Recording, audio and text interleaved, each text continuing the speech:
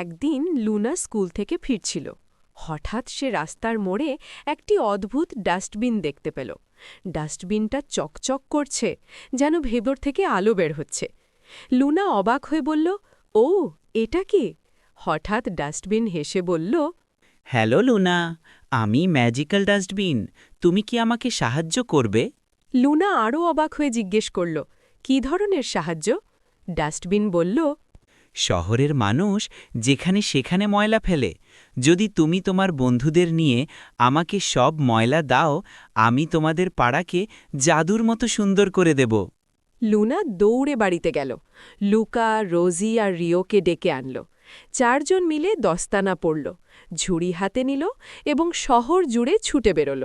তারা রাস্তার একের পর একটি জায়গা পরিষ্কার করতে লাগল। রোজি সব কাগজ আর প্লাস্টিক ঢেলে দিল। রিও গাছের পাতা থেকে শুকনো পাতা সরালো। আর লুকা পোস্টার লাগালো, প্লাস্টিক ফেলো না, গাছ লাগাও, পরিষ্কার থাকো। প্রতিবার তারা ময়লা ডাস্টবিনে ফেলল, ডাস্টবিন হাসল আর রঙিন আলো ছড়াল। কিছু মুহূর্তের মধ্যেই রাস্তা পরিষ্কার হয়ে উঠল, আর খালি জায়গায় ফুটে উঠল রঙিন ফুল।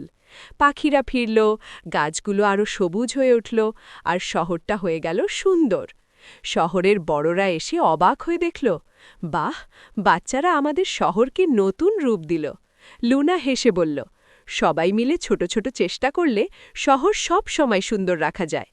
ডাস্টবিনও হেসে বলল, আমি সব সময় থাকব, কিন্তু শুধু একটাই শর্ত, ময়লা ফেলবে আমার মধ্যে আর শহরকে রাখবে সবুজ ও পরিষ্কার। লুনা আর তার বন্ধুরা খুশি হয়ে আনন্দে নাচতে লাগল।